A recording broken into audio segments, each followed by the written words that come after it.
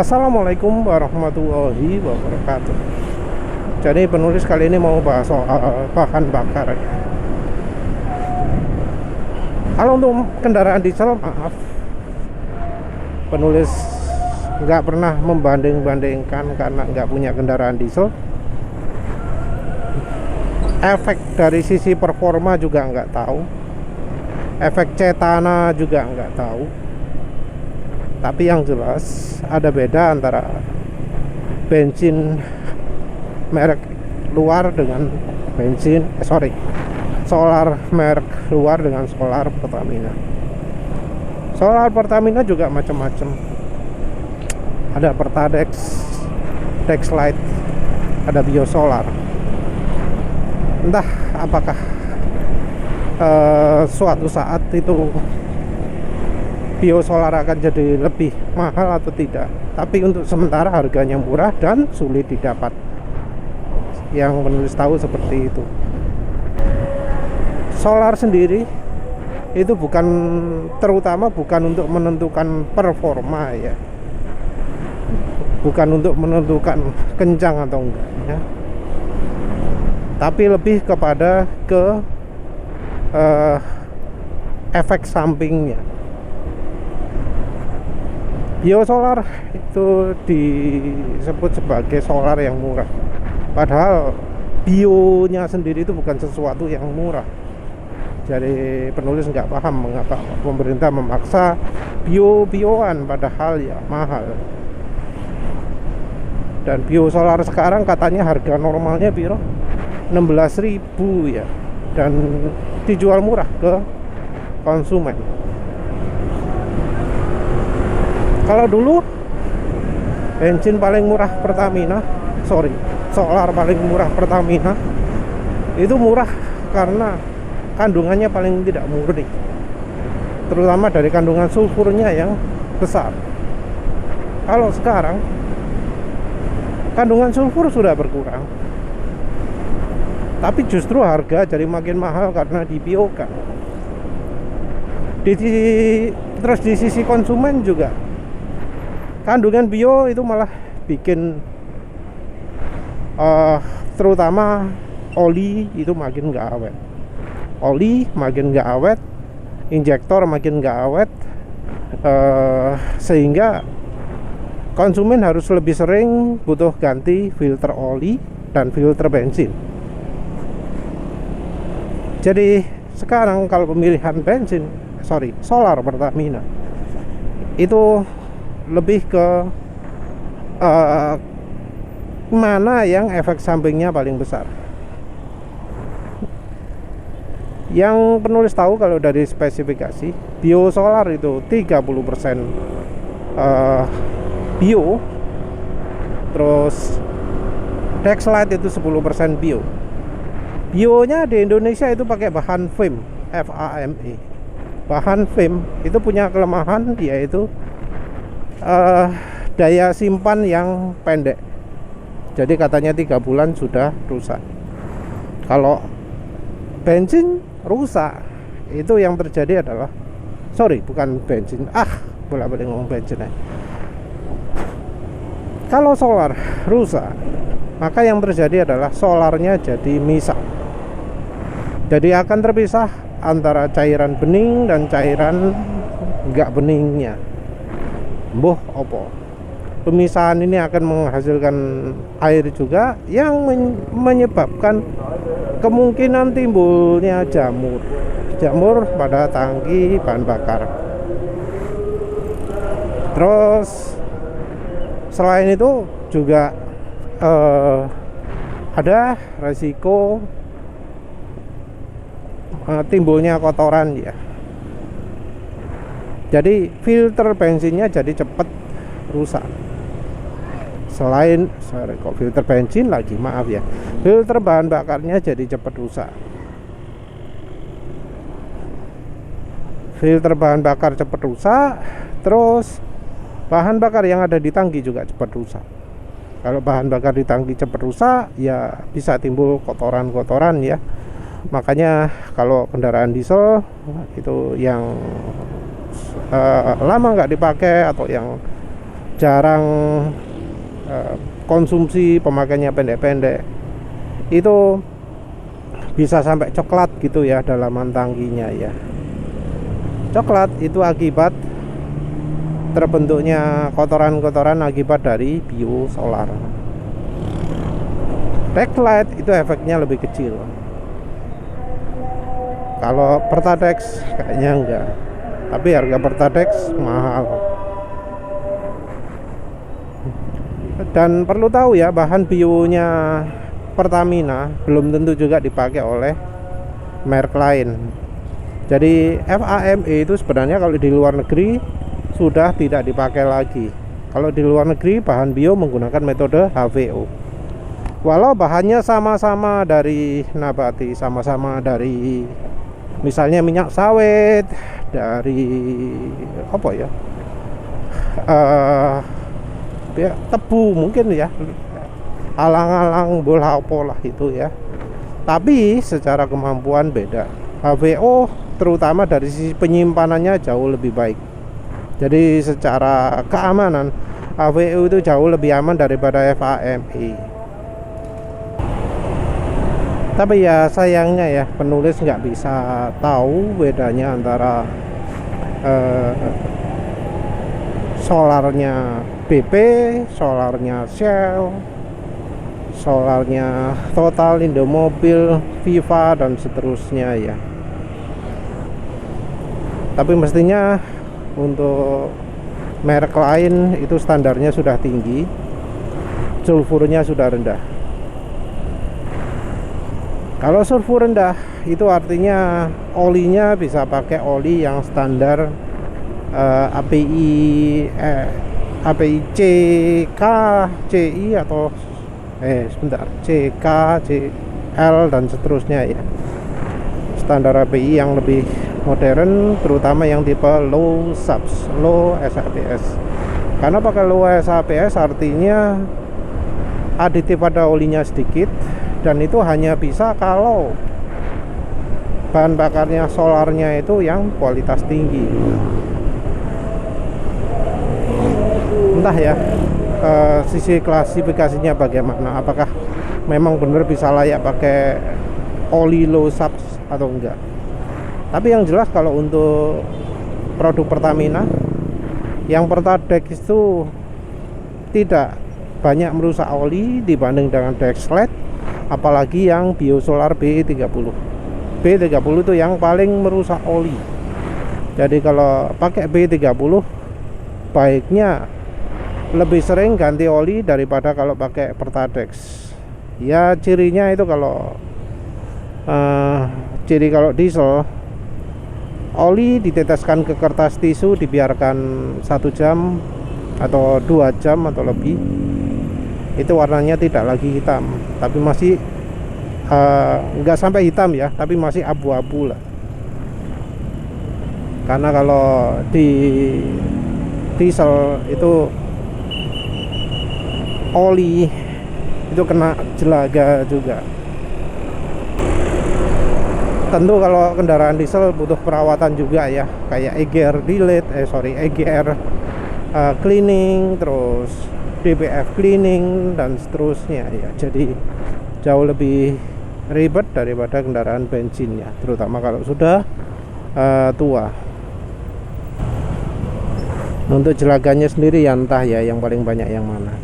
Tapi ada beberapa orang yang pakai trik ya, yaitu dicampuri minyak goreng ya, dieselnya rasio 1:40 minim, untuk bisa mendapatkan pembersihan di bagian EGR nya, di bagian lain-lain juga.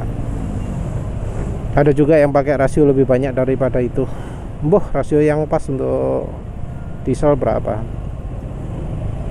Kalau di kendaraan diesel campur minyak goreng itu termasuk apa ya, termasuk bisa lah, karena minyak goreng dipakai 100% menyalakan mesin diesel itu bisa, walau katanya jadi panas ya, jadi panas.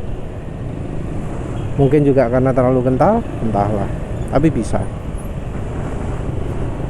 Kalau pakai minyak goreng, kalau pakai margarin ya mungkin masih sama ya dengan bensin ya, nggak perlu banyak-banyak. Pakai rasio 1:1 aja lah. Dan tentu kalau pakai margarin Amanda ya harus dicampur solar terpisah dulu ya.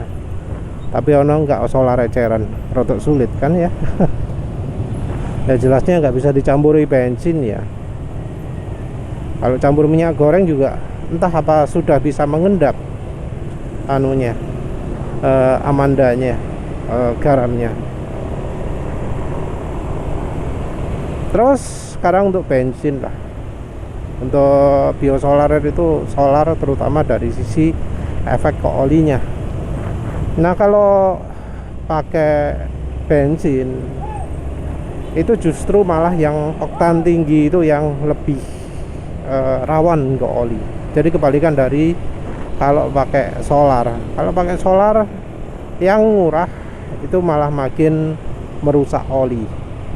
Nah kalau mesin bensin sebaliknya, yang mahal yang makin merusak oli, dan merusaknya caranya lain.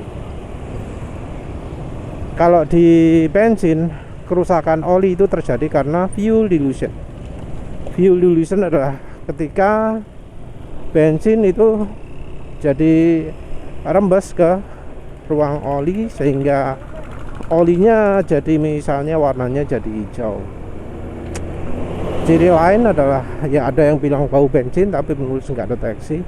Ciri lain adalah jadi encer, cepat encer sekali. Jadi kalau mesin normal oli itu bisa tahan ribuan kilometer ya. Kalau pakai acuan Fastron bisa sampai 6.000 km. Nah, kalau sudah kena fuel dilution, olinya jadi cepat encer sehingga pemakaian misal 500 km, oli 15W50 sudah serasa kayak 10W30. Ya tergantung pada level parah atau tidaknya fuel dilutionnya ya. Jadi kalau bensin problemnya di fuel dilution.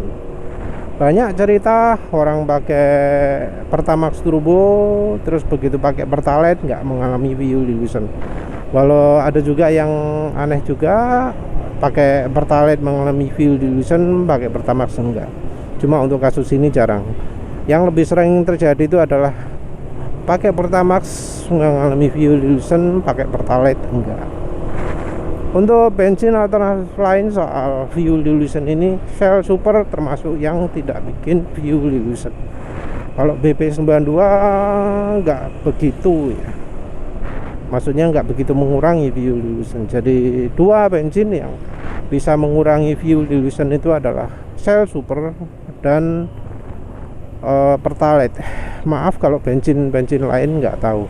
Di sini cuma ada British Petroleum atau AKR, Shell, dan Pertamina. Kalau untuk soal performa ya tentu ya harus ada persyaratan dulu. Persyaratannya adalah oktannya harus sesuai dengan kebutuhan kendaraan. Nah, kebutuhan oktan dari kendaraan ini beda-beda. Modifikasi juga akan merubah kebutuhan dari oktan ini. Modifikasi seperti misalnya velocity stack, pakai filter racing, apalagi pakai knalpot racing, apalagi di porting, apalagi di pour up, timing pengapian dirubah, terus ganti piston ya, dari yang model flat jadi yang jenong jadi gembuh pola, yang model dome. Jadi modifikasi seperti itu bisa merubah kebutuhan oktan. Ya syarat utamanya dulu, oktan harus terpenuhi. Nah, kalau oktan sudah terpenuhi, baru ada faktor lain-lain seperti misalnya kandungan energi, faktor pelicinan, faktor pembersihan bahan bakar. Jadi yang penting adalah faktor oktanya dulu ya, harus bener. Karena ya kalau pakai bensin yang oktanya terlalu rendah, resikonya besar. Resikonya adalah kerusakan mesin. Resikonya adalah mesin hancur. Mulai dari ringan, setang pistonnya sing bengkok, sampai ke parah, pistonnya jadi lubang. Terus crankshaft jebol ya. Bukan crankshaft, mesinnya, blok mesinnya jebol karena nggak kuat menahan tekanan. Kalau bensin oktanya terlalu rendah, itu mesin bisa berputar ke arah berlawanan. Nah, resiko makin besar kalau dipakai ngebut. Jadi kalau memang motornya butuhnya oktanya tinggi, terus jangan sekali-sekali pakai pertalite terus dipakai kebut-kebutan, hancur mesin itu, bisa habis banyak, bisa total, bisa betul-betul hancur semua sampai macam-macam ya. Jadi untuk mereka-mereka yang ya mepet, modifikasi knalpot, modifikasi timing pengapian yang ngotong magnet itu ya, terus modifikasi saluran udara, itu jangan dilakukan. Hanya lakukan kalau mampu beli Pertamax Turbo atau semacamnya. Terus sekarang soal bensinnya. Untuk soal fuel dilution sudah. Untuk soal pelicinan itu maksudnya iritnya. Rasanya bensin Vivo itu termasuk ya, walau penulis nggak pernah merasakan. Yang kemudian juga licin itu adalah Shell Super, lalu Pertalite. Ini bakal sangat terasa sekali kalau motornya pakai oli perut ya. Jadi oli, walau itu tugasnya melumasi mesin, ruang bakar bagian dinding-dinding silinder itu juga akan dilumasi oleh oli. Nah kalau pakai oli perut, pakai oli yang tidak licin, maka bensin itu akan sangat berpengaruh kepada performa atau efisiensi atau irit-iritnya mesin. Jadi kalau pakai oli perut, oli nggak licin, terus kemudian pakai Pertalite jadi lebih irit, nah itu tanda bahwa olinya nggak layak pakai. Tapi ya banyak orang kan ya memaksakan diri pakai oli nggak layak pakai. Nah untuk orang-orang seperti ini, bensin Pertalite bisa lebih irit. Walau ya itu tadi ada dari kebutuhan oktan juga. Kalau olinya perut tapi oktannya butuh lebih tinggi, ya Pertamax bakal lebih enak. Mungkin bisa sama saja.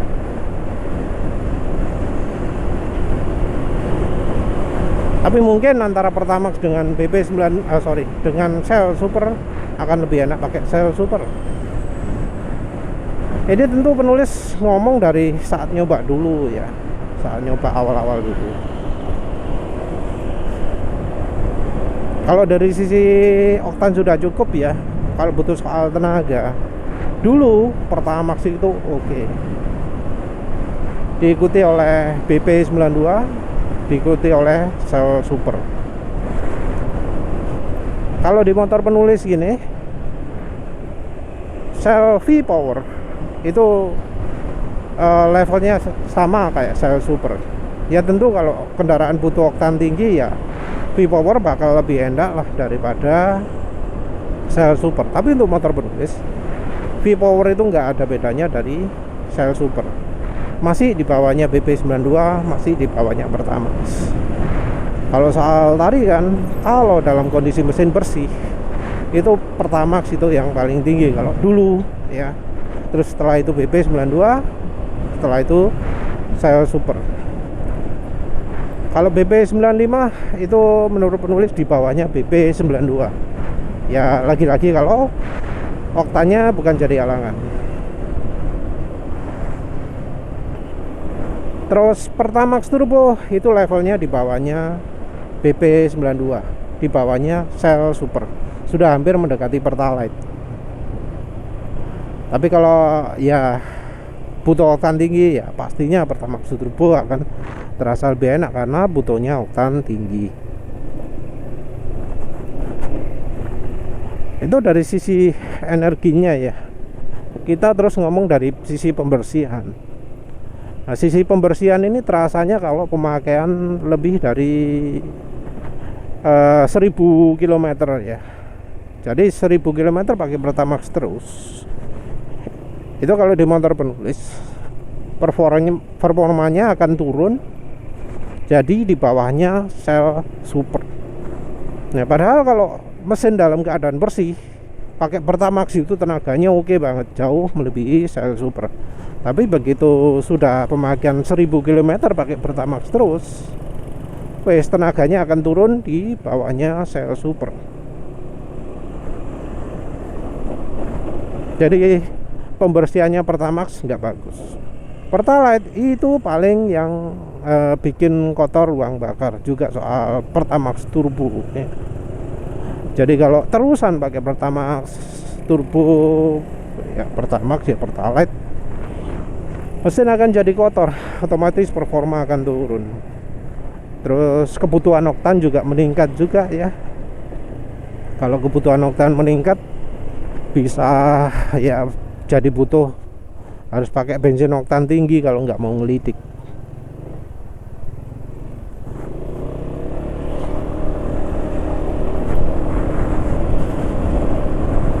BP92 itu punya daya pembersih yang paling bagus ya, diikuti oleh Shell Super, diikuti oleh V-Power, terus apa mana Kaono. BP95 menurut penulis itu bikin kotor ruang bakar juga, sama kayak Pertalite ya. Tentu ini resep-resep masa lalu ya, resep-resep dulu-dulu. Kalau sekarang Pertamax rasanya kok sudah hampir kayak Pertalite ya, dari sisi kandungan tenaga. Jadi nggak enak ya. Tapi belum coba lagi setelah harga naik ini.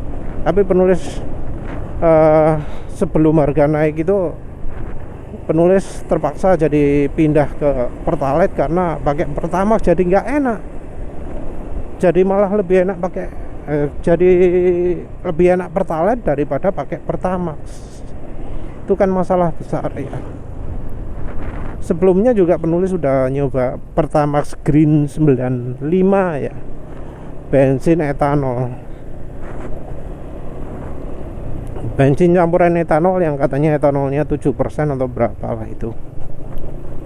Nah, kalau itu benar-benar nggak cocok ya untuk motor penulis.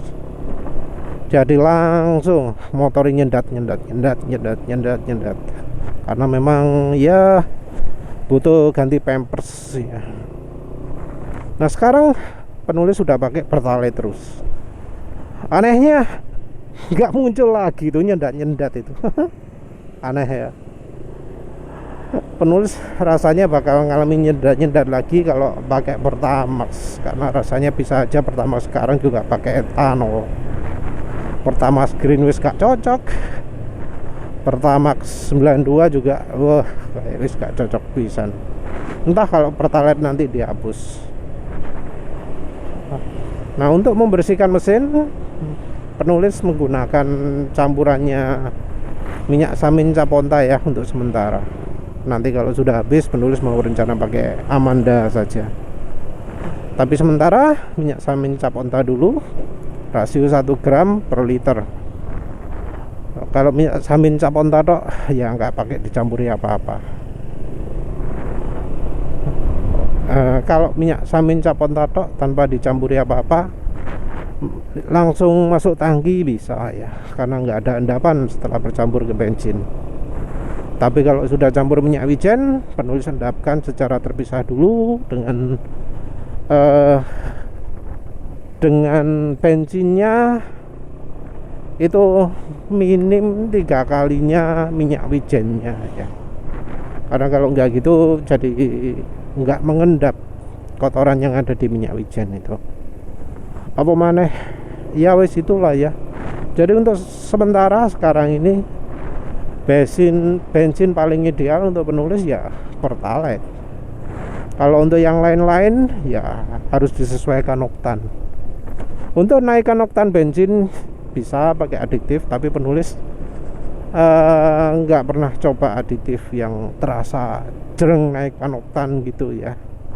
Pakai minyak ajiri ya gak kroso, malah tenaga malah turun ya. Yang terasa jelas menaikkan oktan itu ya pakai cemenite itu. Kalau di mobil kerasa banget. Motor penulis sekarang pakai pro kapasitor 3 buah, 2 di selang bensin, 1 di kabel busi. Nah rasanya sih oktan bensin jadi naik, karena sebelumnya penulis pakai premium ya. Pakai premium itu efek penurunan oktannya nggak begitu kerasa. Pakai premium ya top speed ya tetap normal 113, konsumsi bahan bakar yang nggak beda daripada Pertamax, padahal oktan 88. Secara tenaga ya lebih besar premium ya daripada Pertalite. Pemaneh, ya wis lah, itu saja. Terima kasih sudah menonton. Assalamualaikum warahmatullahi wabarakatuh.